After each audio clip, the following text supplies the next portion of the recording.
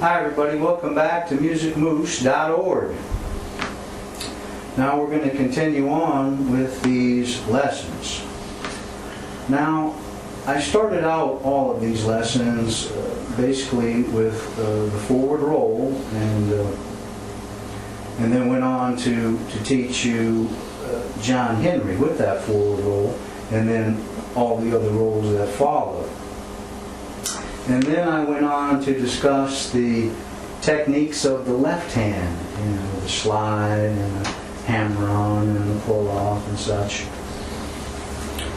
And from there I gave you an example of a song, Train 45, using those left-hand techniques. And then from there I went on to, you remember the chords on the banjo, those 3 chord formations where you were forming all of the major chords on the banjo's neck. Okay?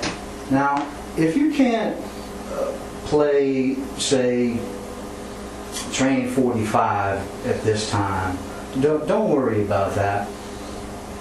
I gave those examples again as well to show the left-hand techniques and perhaps somebody who's never heard with the 3-finger style in bluegrass sounds like on the banjo.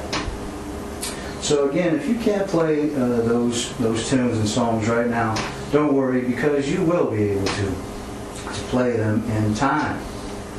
So now that we have, the rolls, the left-hand techniques, and those 3 basic chord formations, we're gonna go on now to probably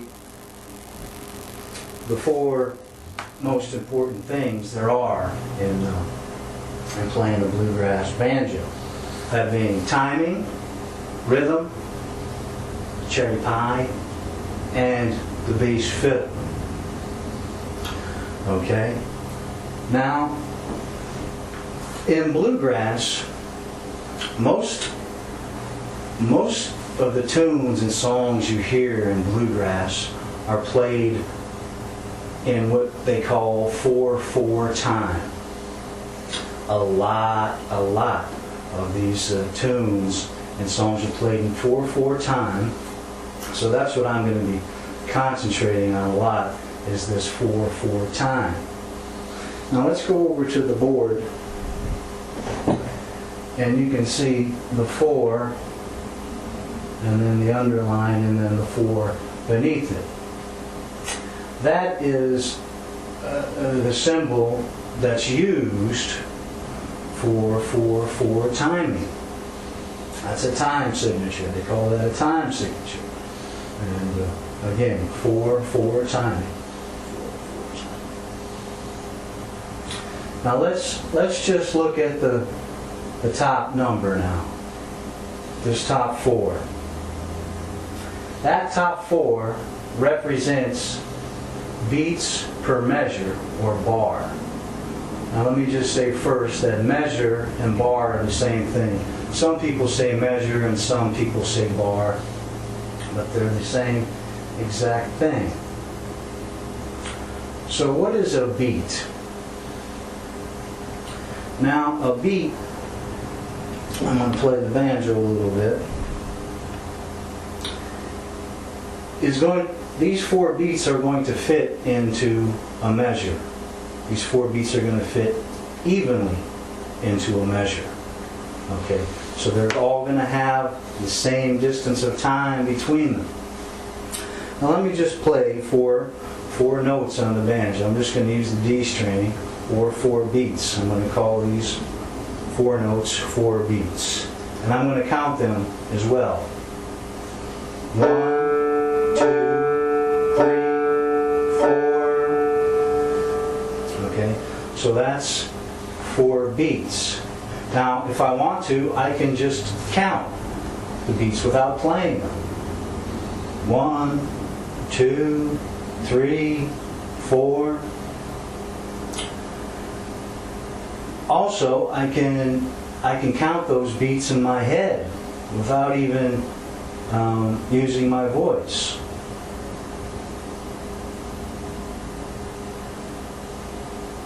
So I got that count of 4 in my head.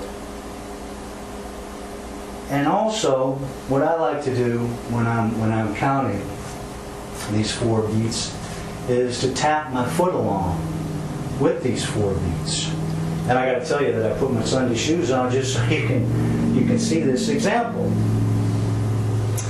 So now I'm going to drop my foot down on the floor and count that 1. So there's 1. Now I'm going to bring my foot back off the floor and call that 2. 2. Now back down on the floor again. 3. And back up off the floor again. 4. So we have 1, 2, 3, 4. 1, 2, 3, 4. Now also, I want to call that first beat going down onto the floor a downbeat. Okay? So think of that first beat going down the floor as a downbeat coming down on the floor. Now bringing your foot back up off the floor, we're going to call that an offbeat. So your 2 is an offbeat. 2.